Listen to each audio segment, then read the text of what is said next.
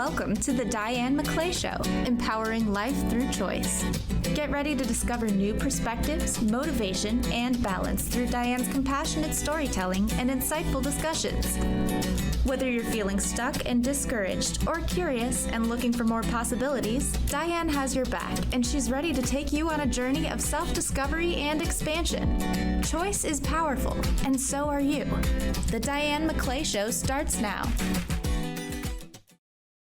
Welcome in, everybody. Happy Friday. Happy Earth Day 2022. Can you believe it's been 52 years since 3 individuals actually had the wherewithal to have forward thinking and start thinking about protection for the earth and eliminating air pollution? Quick shout out to the junior senator from Wisconsin, Gaylord Nelson, in 1970, an organizer and activist, Dennis Hayes, and the Republican Congressman Pete McCloskey, who actually brought the Earth Day movement to life 52 years ago. Welcome in. Thank you for being with us. You're on the Transformation Talk Radio Network and the Cornelius Stephanie Media Group. We're so happy that you made the choice to be with us today. I'm your host, Diane McClay, and my guest is my new friend and energy partner, Dr.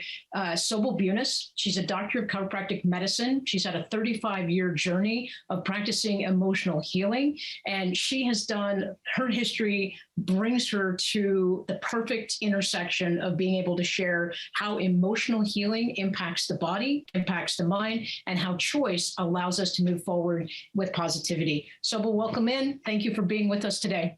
I'm so glad to be here. You and I have been looking forward to this conversation for a while, so I'm really, really happy to be here, and happy Earth Day.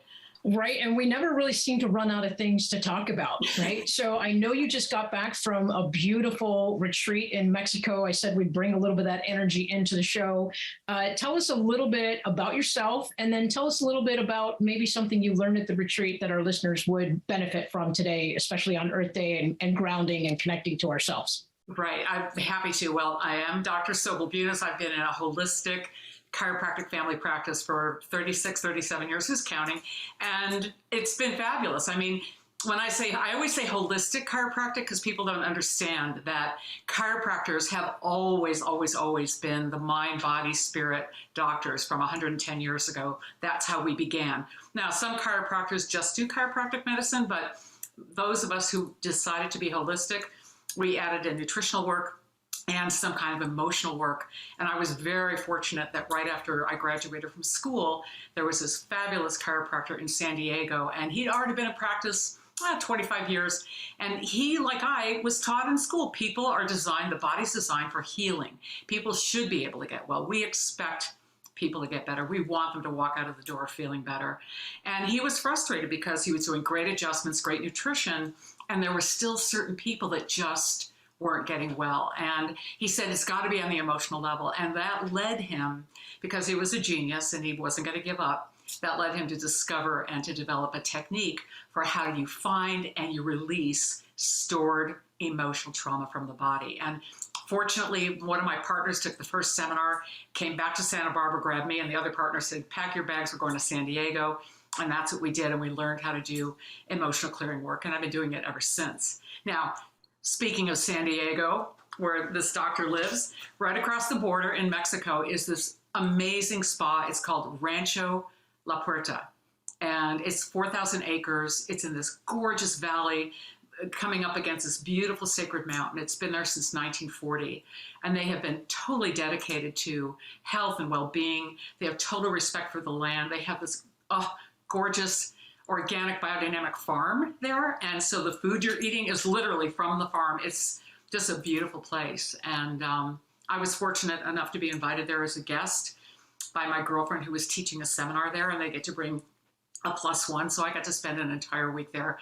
And now I'm applying to teach there myself. So it's just a glorious, glorious place.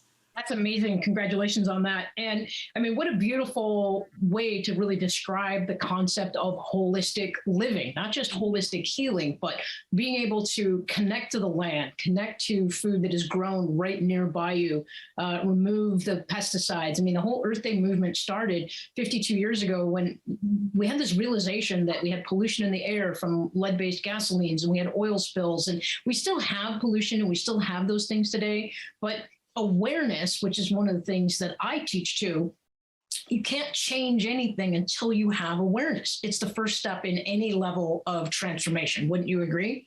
I absolutely agree. I think, people, and that's why I emphasize in all of my programs, I emphasize the more aware and the more conscious you are, the healthier you're going to be. So even if you're choosing to do a behavior that isn't in your best interest, there's a total difference between doing it unconsciously, where you kind of come to afterwards and go, oh, what did I just do?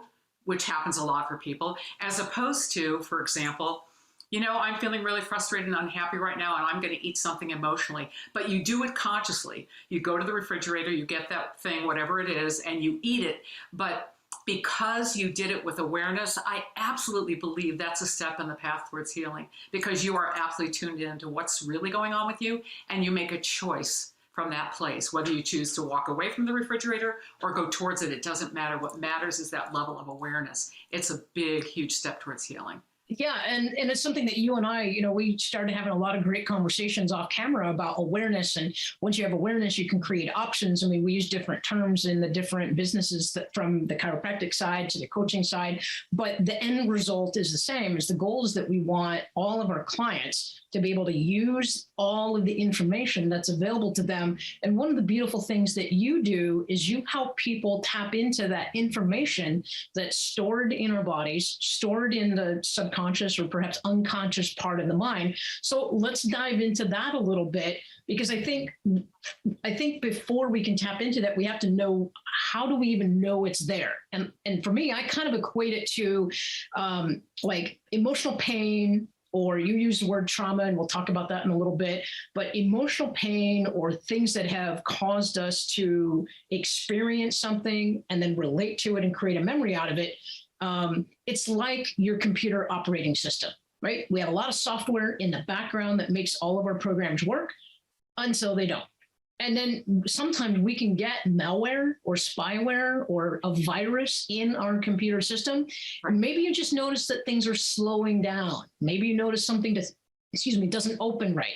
Maybe on your computer, files get moved, or maybe on your computer, stuff just doesn't work.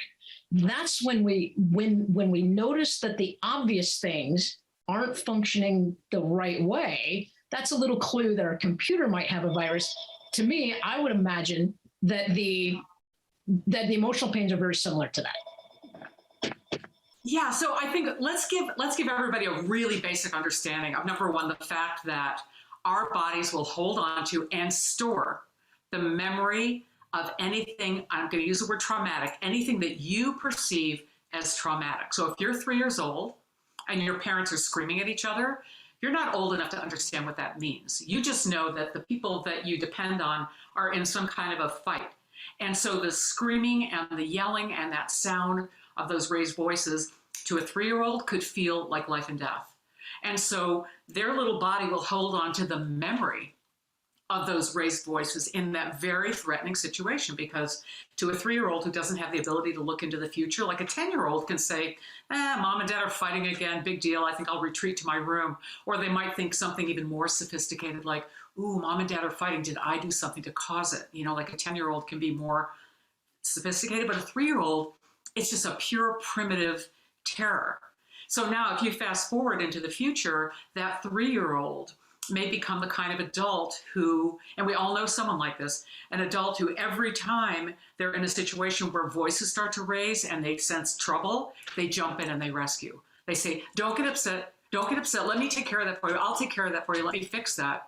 And what's actually happening is their body has stored the feeling of trauma, terror, dread, feeling vulnerable, whatever the emotion was.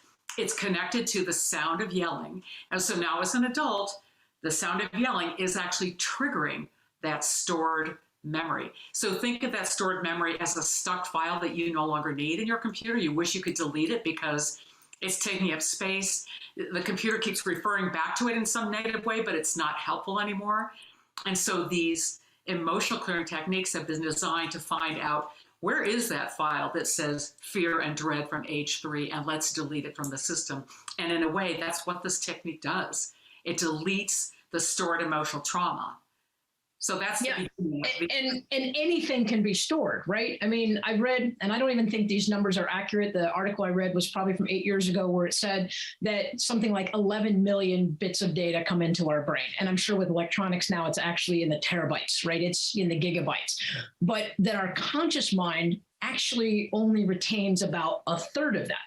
So that 2/3 of data that we've been exposed to, the environment, the noises, the lessons, the story, the judging that comes up from our own self, that is, you're basically saying that all that stuff gets stored in the background and it gets stored in the body. So my first question is, where? How do we know where it gets stored in the body? Okay, so what we're talking, okay, you're talking about information being stored that's not threatening information. Or we don't know that it's threatening. Right. So one, we can get overwhelmed by a lot of information coming at us and the brain has to put it somewhere. Right. But while the brain puts it somewhere, there's still a story being attached to it. Is that information helpful or hurtful to me? Is that right? That part I'm not as familiar with, like the general sense of information that's sort of an overwhelming amount of information that the body isn't necessarily paying attention to. My understanding is that the brain can only pay attention to so much. And so it's only paying attention to what's essential for survival in the moment. But what I'm specifically referring to in terms of stored trauma is these moments that felt threatening on some level to you as an individual. Those particular stored traumas, they get stored in the nervous system. They literally get stored in the nervous system. And if you know Chinese medicine, they have what they call the meridian system. There's a beautiful crossover between the nervous system and the meridian system. And that's how my great teacher figured out how to access emotions, because he looked at ancient Chinese medicine and modern understanding of the nervous system, and he put 2 and 2 together, and that's what guided him to find out, oh, you're holding a feeling of anger and frustration from age 6, let's say, and oh, look where it is. It's stored in the liver gallbladder meridian, right? That part of the nervous system, and he knew how that connected to the spine. So he was able to come up with a technique that could connect the meridian, the nervous system, and the emotion and the age all together, and that's how the technique was figured out. That's like really tracing a specific file back to its origin and helping it release from the body. My sense of, I wanted to also answer your original question about how do we know when we have something stored and where we have stored trauma. I think probably one of the biggest ways that we know is that something in our life isn't going the way we want to, right? Like you're all about making conscious choice. So let's say you're making a conscious choice about, and you're coaching someone to making conscious choice about relationships. So there's, let's say, been a recognition, oh, I keep choosing people who turn out to be bad for me, let's say in romance, for example. And so you make a conscious choice and a decision, next time I'm going to choose someone different. And so a choice gets made, you meet someone, you go, oh, this person's different, and you step into the relationship only to discover 6 months down the road, what?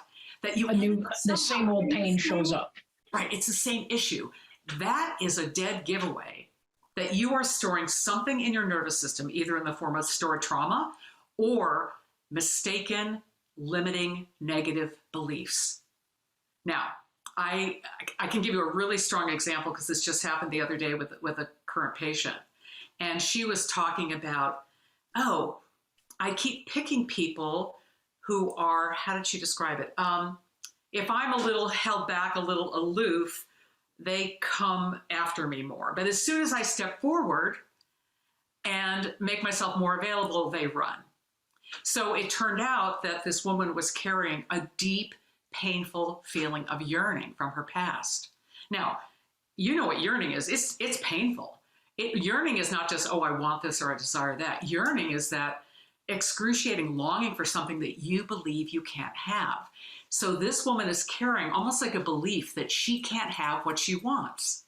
So she goes into relationship and her whole energy field is beaming out, I've got to have it, but I know I can't have it, I've got to have it, but I can't have it. And who will she attract? That unavailable person. And it plays out over and over and over until out of that conscious choice combined with emotional clearing where we find and we get that yearning out of the nervous system, then everything can change. Does that There's really something to be said? I'm sorry, I didn't mean to interrupt you there. Did that answer that question? Yeah, it does. And there's actually a kind of a lesson that's sort of coming into my head, but real quick, it goes to the point of what you and your fellow doctors do is that you treat the source of the problem, not just the symptomatic symptoms of the pain. Right. It's easy to say my back hurts. You go in for an adjustment. Of course, when everything becomes back in alignment, it's going to feel better.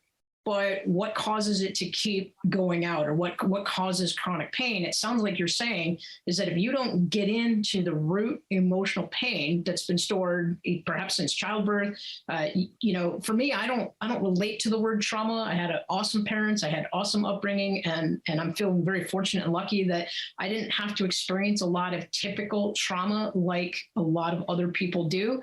But the story that's coming to my mind for me is, it's taken me a really long time to get to the point where I ask people around me for help. And I realized that I had this belief system about doing it myself. And when I was working with a coach, I realized that there was this moment where I was doing story math problems, probably in 8th grade, 9th grade, right when you start discerning algebra. And my dad is very, very linear. He can see all the story. He can see all the facts. His brain looks at the paragraph. He knows exactly where to start. He knows the order in which to start deciphering the clues in the story problem. And I couldn't see it.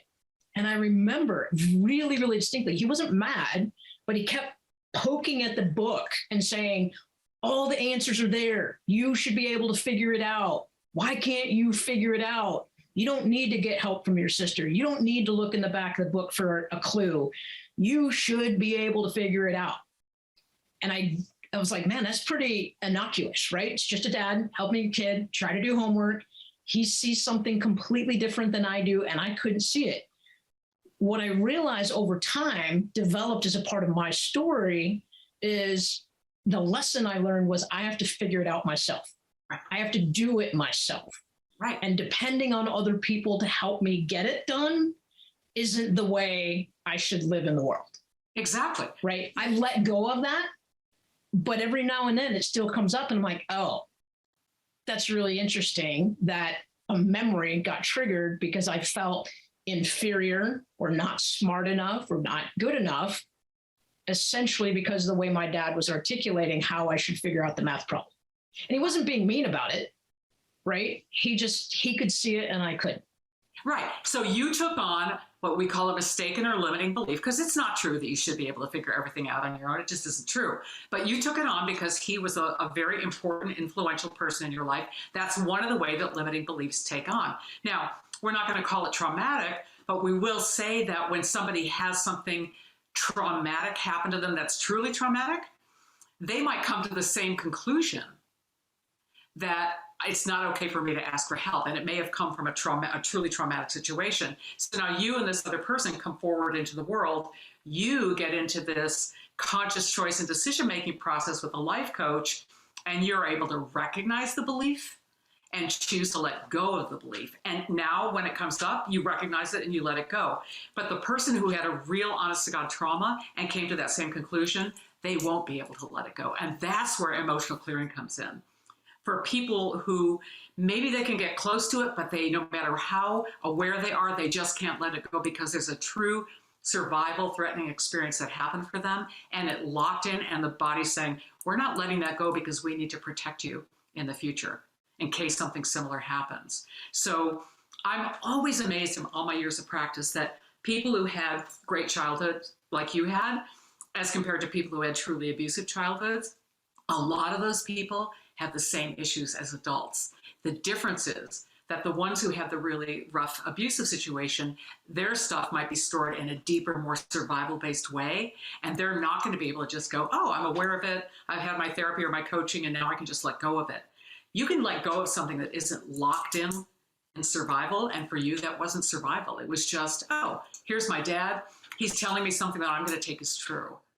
So you both might have a mistaken belief, but yours is much easier to let go of. And I have a similar, really powerful, wonderful upbringing too. I was very fortunate that way. And but that's how beliefs work. It's pretty interesting.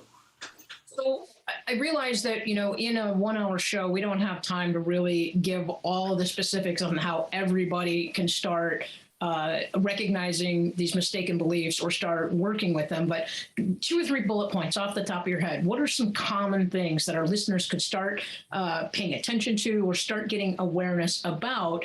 Obviously, being able to connect with a professional like yourself to get in and get the deeper work and make sure that the results are long lasting is always recommended. But a couple things off the top of your head that our listeners might be able to start doing for themselves to start engaging this emotional clearing that you're talking about. Right, right. Well, one is I think it's really important to recognize when you get triggered and when you're what we call reactive. So let's say, let's talk about that 3-year-old whose parents were screaming at each other. They're carrying this deep feeling of dread and fear from age 3, and it's playing out in this behavior pattern, right? As an adult, they're always jumping in to rescue every time they hear voices yelling, right? So one thing is to recognize that you have an issue. You recognize it. Let's say that person goes to therapy and the therapist helps them remember some things from childhood, and they go, oh yeah, I grew up with a family that was yelling and screaming all the time, and that's why I jump in and have my rescuing behavior. But if you then walk out the door and it doesn't change the pattern, that's a big clue. You're aware of it and it doesn't change, then something is being held in your nervous system that's anchored there as a stored memory of trauma, and your body will not let go of it unless something very specific happens to release it. And that's how your body in a way will protect you. So that's one way to know. Another really important one is if something happens in front of you in your present life, and it's what we would call a relatively small thing or a relatively benign thing, but you have a massive emotional reaction to it, like huge reaction to where you might even say to yourself, oh my God, what am I so upset about? Or someone you're with might say, what's going on here? That is the clue that something really small actually reminded your nervous system of something that happened that truly was traumatic from the past, and all those stored emotions came screaming into the present, and you have a huge emotional reaction, and it completely doesn't fit with what just happened. That's another big clue. I want to reframe that real quick because I like bookend type things. So when something really small creates a really, really big reaction, you should probably tune in and listen. You know, the example I use is when I'm intrigued when I drive with other people and someone cuts them off. I'm like, okay, first of all, the chances of that happening they're pretty high, especially in a big city. Right. But it's really interesting to see on a scale of 1 to 10 how violently somebody else reacts. Now, obviously, in the news we've seen it can go to, you know, guns getting pulled out and somebody getting killed, and God forbid that happens. But it's like when my dad will just instantly start calling people names, and I'm like, Dad, you have no idea if that's like an emergency responder trying to get to his job. Like, there may be a legitimate reason why that person felt like they could cut you off, but in the grand scheme of life, right? You didn't get into an accident. You didn't get injured. It has no bearing on what you're doing. It has no bearing on your decision making. Let it go. Right. Right. But now I'm going to look at that and go, I wonder if maybe my dad was in an accident and I don't know it. Right. And so when someone cuts him off, it triggers that chain reaction of what his mind and body went through. I don't know that, but I find it fascinating that when something really, really small gets blown out of proportion, yes, and the reaction is really, really big, you're basically saying that's a pretty big clue that there might be something that needs to be cleared. That's a clue. And for your dad, sometimes, and I would say most often, it's not that the thing that happened to him in the past was directly related to being cut off in a car, let's say, but something happened. Let's say he does have some stored trauma that gets triggered every time someone cuts him off. It could be something that happened to him that endangered him. It could be something that happened to him that made him feel out of control. It could be something I could almost bet has nothing to do with cars or driving, but it's something that carries a similar energy. And if we had time to get your dad here and muscle test him and check out and go, hey, Dad, we're going to check out this angry driving thing, right? We would find out what it's connected to if, in fact, it was a trigger. Now, another way that I think people will really recognize is when people are in relationship, whether it's, you know, your partner, your spouse, your son or daughter, a friend. This is what happens when two people trigger each other, and it's classic. And it's another big hint because you asked for these bullet points. So let's say we've got a husband and wife. The wife opens her mouth and says, blah, blah, blah. The words travel over to her husband. He hears the words.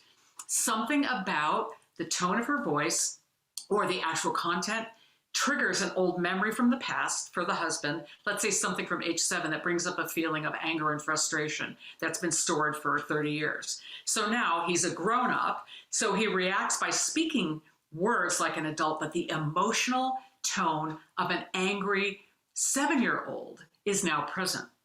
So he now communicates back to his wife with the angry tone of a 7-year-old, and the wife hears the tone or the words, and now she gets triggered down to, let's say, age 6 from something that happened to her, and now she's reactive.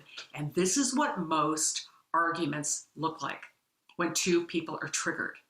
And there's no getting out of it. In other words, there's no reasoning in those moments.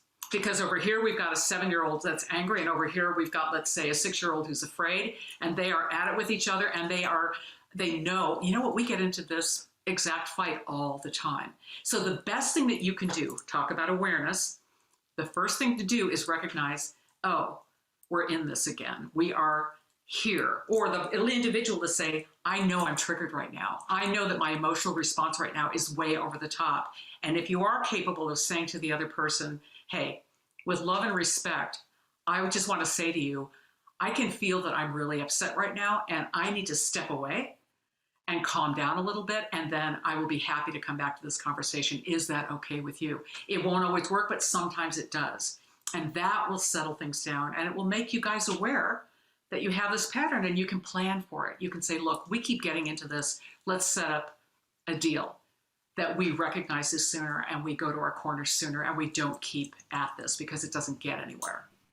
And I would imagine that as you work with your clients, each of your clients probably could articulate that a different part of their body gets tense during that type of reaction or overreaction. For me, I feel a tenseness in my diaphragm, and then my shoulders get tight. So what I like to coach people on is, okay, just stop for a minute and tune inwards and just say, what do I feel in my body? Am I feeling like I want to punch somebody? Am I feeling sweaty? Am I feeling nervous? Am I feeling afraid? I think sometimes that's one of the pauses when we can't clear something again until we have awareness about it, but we may not even know what it is. But if we start to have awareness about awareness, like, hey, how is my body feeling? Oh, it feels tight. Where does it feel tight? Shoulders, diaphragm, chest, biceps. Okay. Is there a pattern to that? When was the last time I felt this feeling in my body? And that would be a place that I think would be really helpful for our listeners, is just even notice what's going on, right? Exactly. And to take that's a beautiful point, and to take it even a step further in terms of what I've noticed over the past 36 years of doing this work. What I've noticed, and I don't know that anyone's put this into a scientific test yet, but someday I'm sure it will. I have noticed that clearing a lot of women in my practice, so many women have been taught it's not okay to be angry. It's not okay to express anger. So a lot of women store their anger, they keep it inside, and it ends up, the pattern of it is in the liver gallbladder meridian. And I started to notice that a lot of my female patients were having real, honest to God, physiological problems with their liver and gallbladder. And they also had this emotional pattern of having a lot of stored anger and frustration that never got expressed. And same thing with the gut. A lot of people with all sorts of gut issues are carrying the gut emotions, feeling vulnerable, feeling lost, feeling abandoned, unrequited love, insecurity. Those are all gut emotions. And as you say, you said, oh, I can feel it here and it radiates here. You know, that level of awareness is a great first step for recognizing that your body is carrying stored emotional pain, right? And that's a great segue to bring us into our break. We're going to take a quick break and come back. We're talking with Dr. Sobel Bunis about emotional clearing, and we will get into what's stored in the body, and we'll get in specifically more to what women can do to help raise their consciousness about emotional clearing. We'll be right back. Stay with us.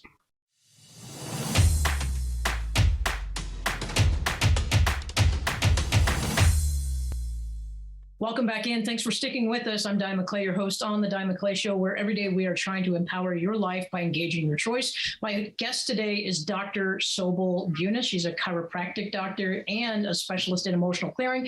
And before the break, we were just starting to hit on the topic of how emotional pain is stored in the body and some clues that you can take every day to start generating awareness and choice for yourself. If you missed the first half of the show, go to my YouTube channel and you'll be able to catch the replay as well as the replay on Transformation Talk Radio.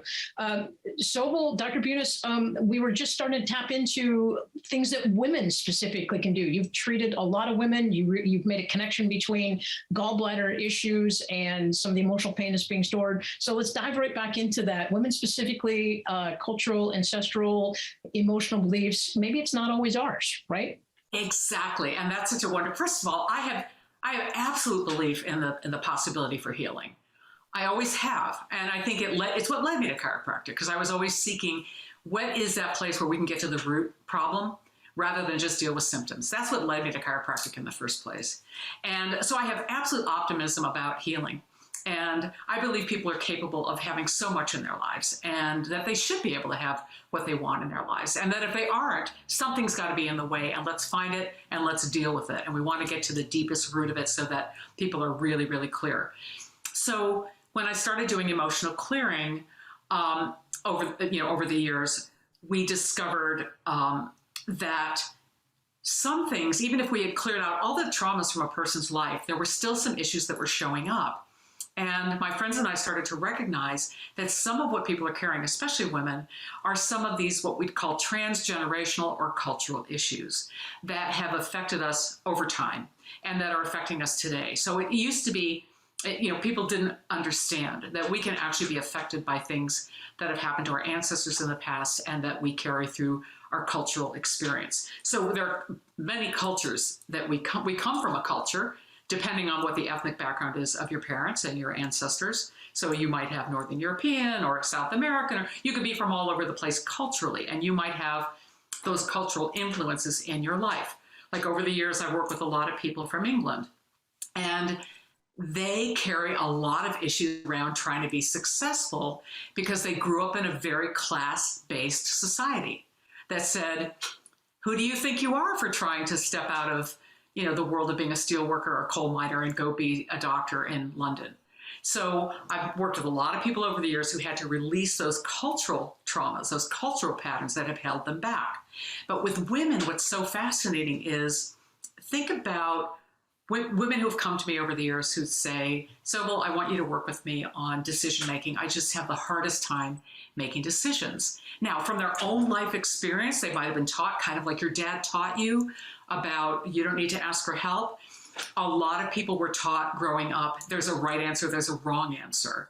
And so a lot of people get very paralyzed by that. So they won't make a decision because they're afraid of making a wrong decision, right? So that's one way that what you've learned, or maybe how a teacher scared you in school and you got too nervous to raise your hand again, right? You might be carrying that. But think about women over the course of centuries.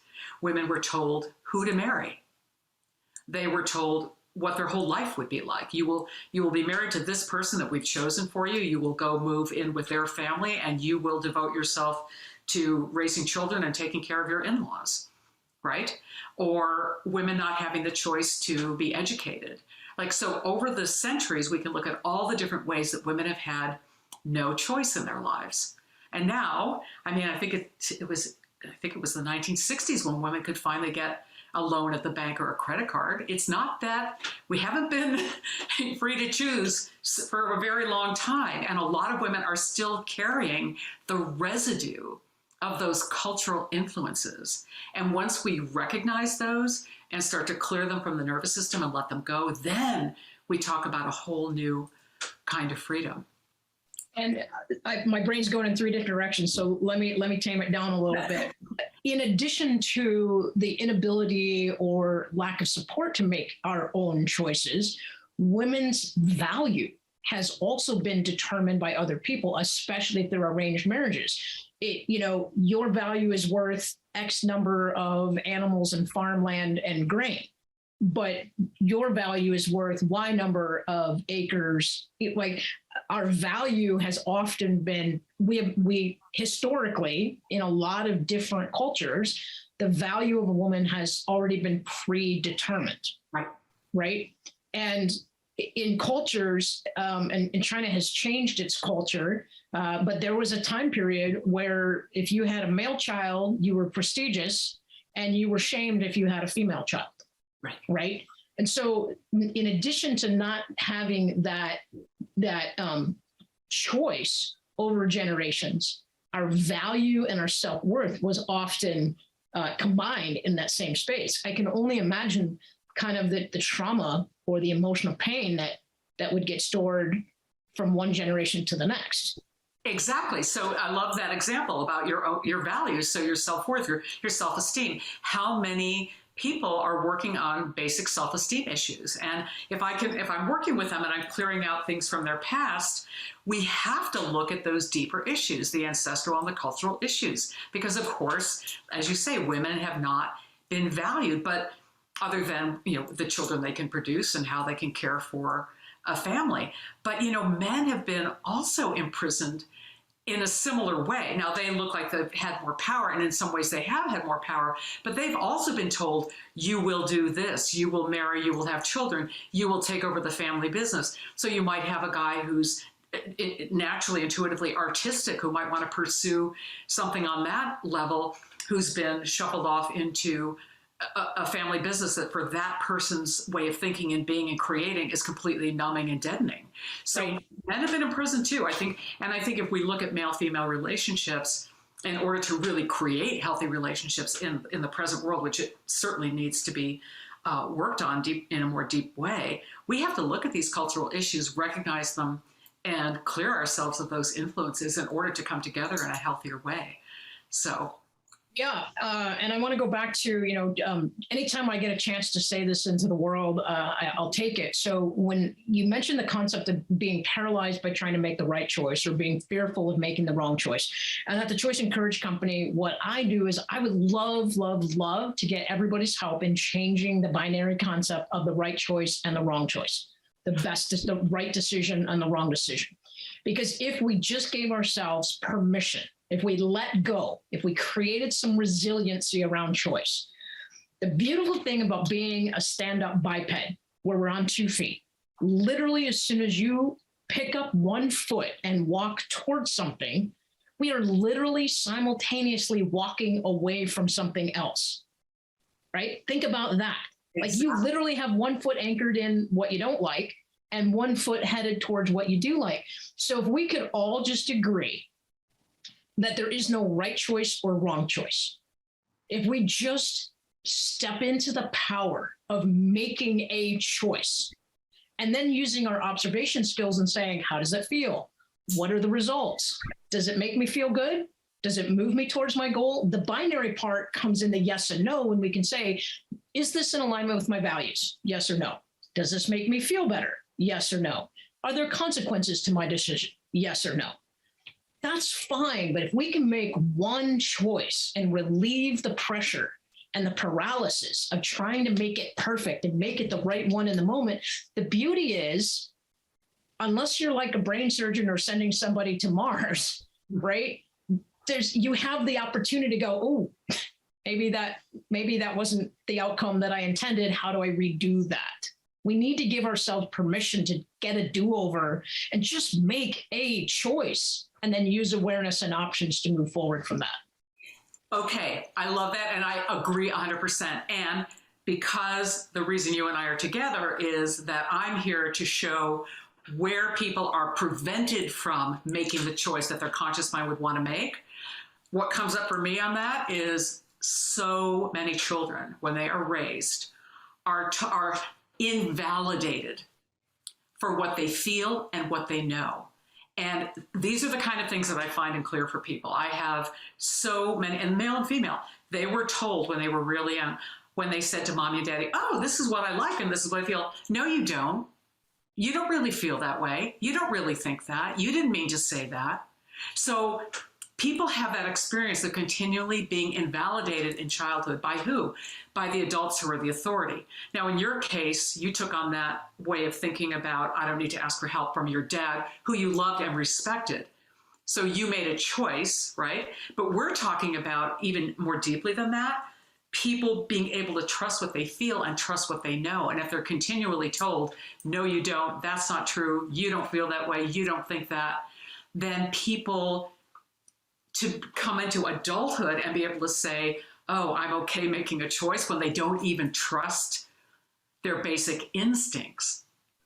Trusting sounds like you're also talking about the story of vulnerability. And in off camera, you had shared a quote with me where you said vulnerability does not have to be connected to fear and pain. Do you want to dive into that a little bit, since we're talking about how do we reconcile this thing that is so big inside us? Okay. So I know that we talked about it. I'm not remembering the exact conversation, but what's coming up right now that I think hopefully will be helpful, and if not, you keep asking me until I give you what you want. You can be vulnerable, meaning open to experiencing things that might be difficult or painful. But if you have a healthy boundary around yourself, you can manage that. So vulnerability doesn't necessarily mean it means a level of openness, but it doesn't necessarily mean that you have to be hurt by what you're open to. So let's go to this idea of being sympathetic or oversympathetic, or empathetic and over-empathetic. Like if you are my patient and you come to me and you tell me this really powerful story, I can be moved to tears. And it happens to me a lot with patients where I'm moved to tears, but I'm not being negatively affected by what they told me. I'm being moved.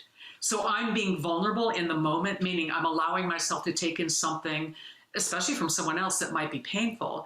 And I'm allowing myself to be empathetic with them, but I'm not being hurt by it. So that all has to do with having really healthy boundaries. And so I think being vulnerable means that you're willing to put yourself out into a certain position, but you don't necessarily have to be afraid if you can trust that you have good boundaries. And good boundaries, it means in a basic way, this is me, I know who I am, I know what feels okay for me, and I know what doesn't feel okay for me. And if it doesn't feel okay, I can open my mouth and say no. Now, for a lot of people, it takes years to get to that point because they've been invalidated in childhood, or they've had their boundaries crossed so early in childhood before the age of self-awareness that they never had a chance to develop healthy boundaries.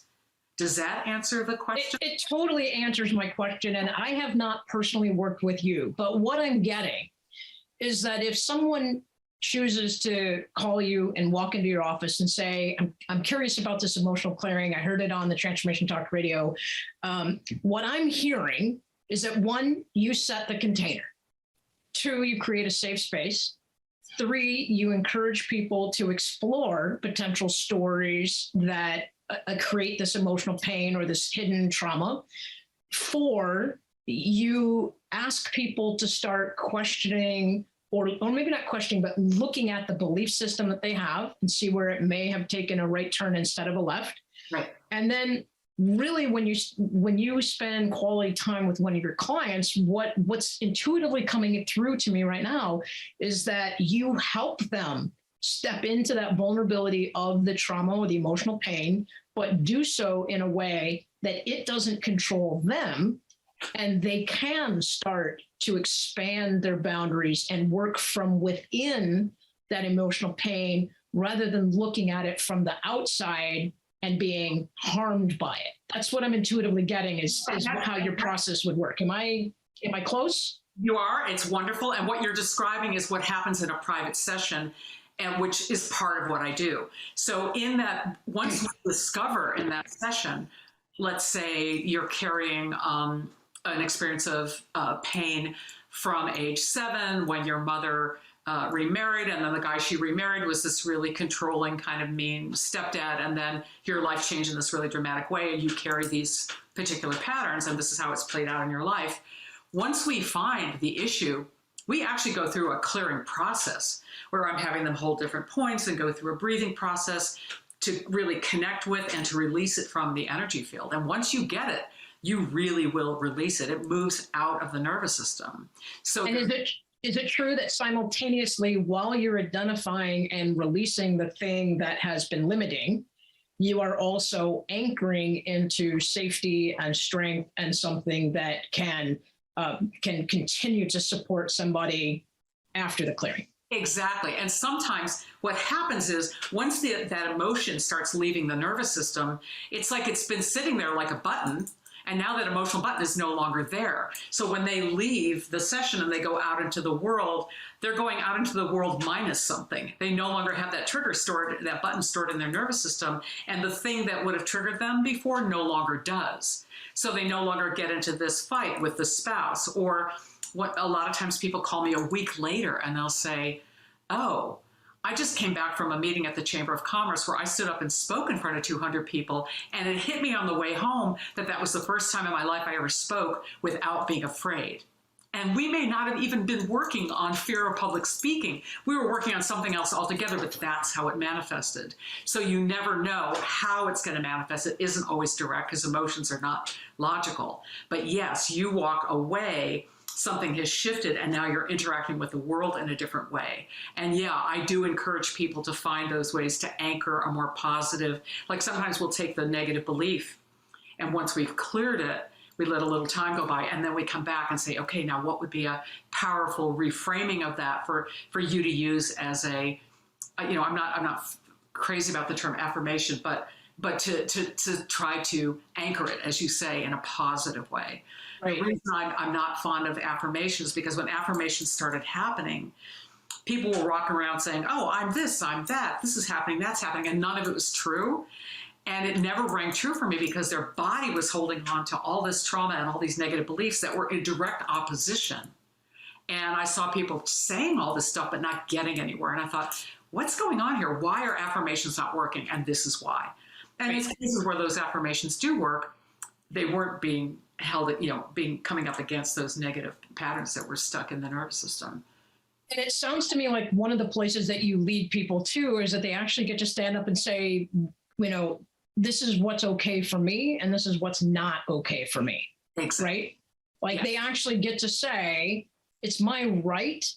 It's my God-given right to say what's okay for me and what's not. I had a situation where there was somebody who wasn't returning my calls and I was getting frustrated and irritated. And then I was kind of getting snarky, like, I wonder how long it's going to be before they return my text.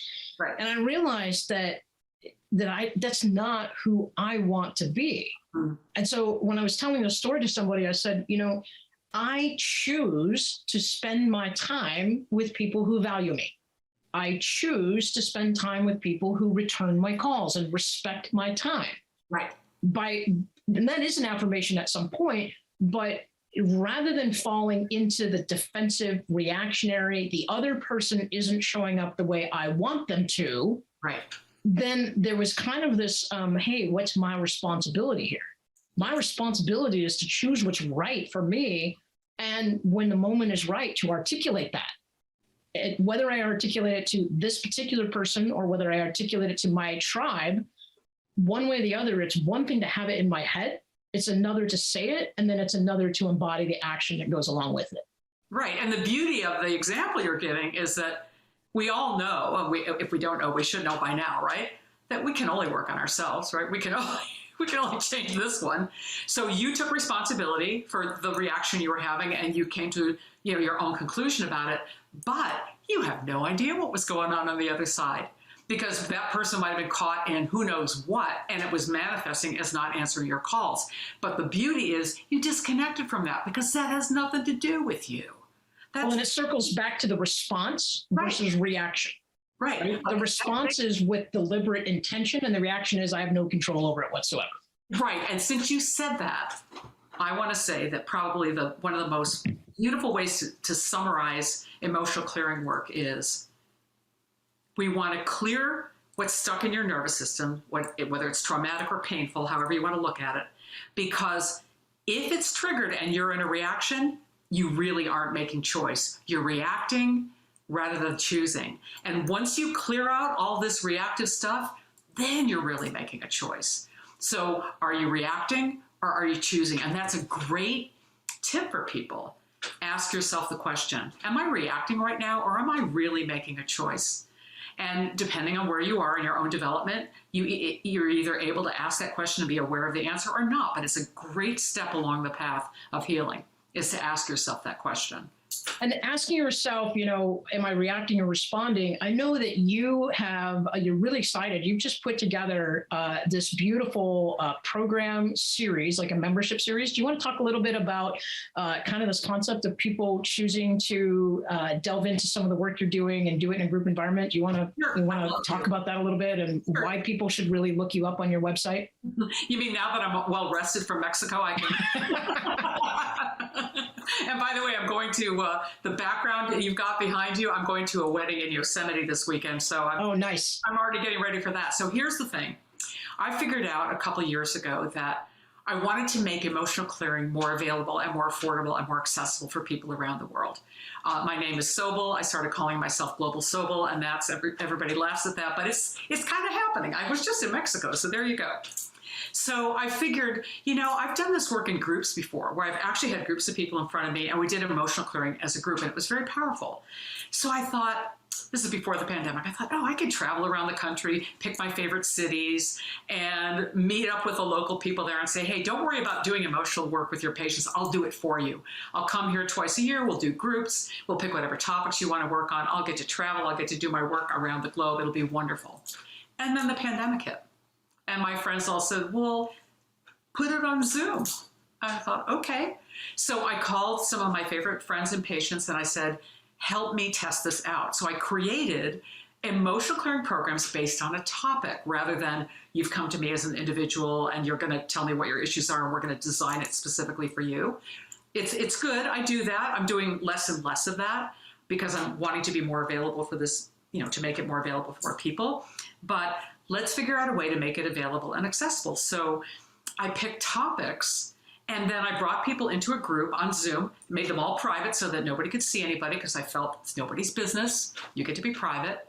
And then I said, okay, this one's on relationships. This one's on fear and anxiety. This one's on body image and weight. And this one's on money and wealth. Those are the 4 programs. And each one, instead of you saying to me, oh, this is my issue with money, let's work on it, I said, hey, I've been working for almost 40 years with people on money issues. I know what their issues are, and I know how to guide people to get there. So instead of having a one-on-one session, I let people sit at home on their own, and I guide them to find from the past what are the places where they are holding painful emotions that are connected to their money and wealth issues, their body image and weight issues, their fear and anxiety issues, and their healthy relationship issues. And so I put together these programs. I ran it through really trusted patients and some of their friends and some friends who had never had emotional clearing before. And I was absolutely blown away by how well it worked, because I thought this is going to work, but I had no idea how well. And I think you've probably discovered too that the pandemic has really created a place where people are spending more time on their own. They're going a little more inward, and there's something about being home on your own, doing emotional clearing where there's nothing to distract you. People started saying to me, Sobel, I love you, and I know we've done great work together in the room with each other, but there's something about being home alone in my room and following your instruction. I got into a very deep meditative state, and I cleared things at a deeper level than I've ever done before. So that was a great thing to discover. And let's tell people how they can get into that. How can they find information about you? Absolutely. It's emotionalclearinghouse.com. All one word, emotionalclearinghouse.com. There are 4 programs that are available. Each program is 3 one-hour sessions that I recommend you do over the course of the week. So there's that. 4 programs, and I'm developing more material all the time. The second thing we came up with is, some people are really busy. They don't want to do 3 one-hour sessions in the course of a week. So we created a membership. And for $47 a month, you can join the Emotional Clearing House. And every month, we just launched it last month, there will be a new half-hour emotional clearing. The first one is on grief and loss as it relates to all of the loss that people have gone through in the last 2 years. The next one coming out in May is on fear and anxiety. And every month there'll be a new one. It's only $47 a month. And when you join, you get to pick one of those complete 3-part programs as a gift. And if people have questions about it after they go to your website, do you encourage them to call you or email you? They can email me, they can call me, either way. Email is probably easier. And then I do have a YouTube channel also called Emotional Clearinghouse. And very shortly, I'm going to be announcing a podcast where I interview people. I'm going to get you on there for sure. Awesome. Thank you. Yeah, that podcast will get announced soon. But in the meantime, the few interviews that I have done are on the Emotional Clearinghouse YouTube channel. So all of that. Okay. Well, not to confuse it with Publishers Clearinghouse, who actually promises you, they give the illusion of getting a lot of money. Emotionalclearinghouse.com actually will help you get to some of those hidden pains, those hidden emotions that may be holding you back. And I would imagine that anybody who goes through any of these programs or works with you, there's already a level of freedom. So if you feel like you're not living to your potential, if you feel like something's holding you back, or you've tried everything else and nothing else is working and you're just not where you want to be, I highly recommend that you go to www.emotionalclearinghouse.com or send Sobel an email, SOBYL, at emotionalclearinghouse.com. Get in touch with her and you can get some more information about what's going on. Last parting words before we have to say goodbye on this beautiful Earth Day Friday. Oh, honey, thank you so much for having me. We could go on all day talking about this because you're all about choice and I'm all about people having a choice come from the right place for them where they have full freedom to choose what's best for them. Absolutely. Well, thank you for taking the time to be here with me and to blend these two terms. You're doing great work in the world. I highly recommend people check Dr. Sobel Bunis out. And as always, today I'm going to end the show with take care of each other, take care of the earth, be kind. Be kinder than you need to be. And as always, engage your life by empowering your choice. Dr. Sobel, thank you for being with us today. Hopefully we'll see you again. Thank you so much, Diane. All right, take care. Thank you for listening to the Diane McClay Show, where you are empowered to enact change in your life through choice. You know that little voice in your head that's been telling you to pursue that passion project? Or maybe it's been screaming for you to go outside and explore the great outdoors. That voice is you, and you deserve to be heard. Listen, make a choice, make a change, and watch yourself grow. For more information about Diane or to work with her personally, visit DianeMcClay.com.